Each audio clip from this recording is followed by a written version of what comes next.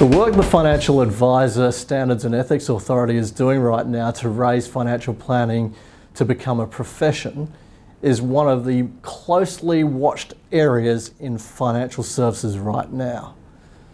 CEO of FASEA, Dean Sanders, actually presented at the SMSF Association National Conference a couple of weeks ago. That was the first time practitioners got to hear from the horse's mouth as to where this process might be at the moment. Now, I think that most people, including myself, are very supportive of this process and think that, yes, it is right for the financial planning industry to want to have that recognised professional status. And in doing so, obviously, minimum education standards have to be raised. But the reality of the situation is, after that session and the feedback that we certainly received, is that practitioners are absolutely running scared of what this all might mean for them. And unfortunately, the messages coming from FASEA are not making it any clearer. In fact, I would suggest they're actually raising more questions than answering questions right now. Now, Dean Sanders did mention the 10-year rule, so that is some sort of perception right now that if your qualification is over 10 years old, it may not be relevant in this current climate. And he dispelled the fact that they'd ever spoken about the 10-year rule. But that doesn't decry the fact that people are worried about the length of time since their qualification until now within the current process. Probably not helping the situation. Dean Sanders actually did touch on what professional designations might mean, and he specified that these were not qualifications.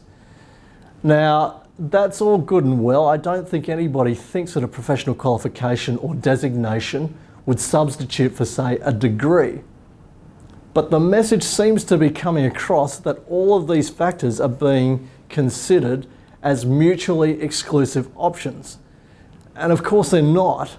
I think there really needs to be an effort to pull every one of these pieces of the puzzle together so that practitioners can get a better picture of what the final picture will look like.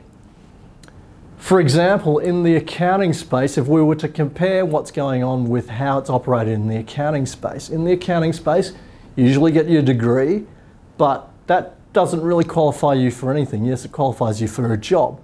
But in order to progress in that industry and to make sure that your skills are relevant, you usually have to do another professional designation, be it CPA or CA. Now, ethics, which is one topic that is obviously widely being debated about this process, does not get taught with the degree. Ethics is something that you learn through the professional designation. Once you've achieved that, you obviously then commit to doing 120 or whatever it might be CPD hours over the next 3-year period or a rolling 3-year period. Now, the whole reasoning behind that is that you keep your skills relevant by doing those CPD hours. You don't continue to do your CPD hours and then somebody say to you, well, you did your degree 10 years ago, it's time for you to go and do another degree. But unfortunately, that's what people are perceiving might happen here. I don't think they're averse to doing some sort of education, but they need to know what it is. I've got people coming up to me and saying, look, I'm a fellow of the CPA or a fellow of Chartered Accountants, and that's the highest designation that you can get. And they're even worried about, well, don't tell me that all of the stuff I've done up until now is completely irrelevant and I'm going to have to start from scratch. I mean, the other thing to bear in mind is that there was no financial planning degree when a lot of the practitioners out there started this process. So if they've got a degree, a relevant degree, it's possibly the highest level of professional standard they could achieve up until now. So it's really imperative for FASEA to get this right. One thing that they cannot do is completely lose sight of what the objective is. And the objective really is to raise the minimum education standard from RG 146 to a degree qualification or something higher.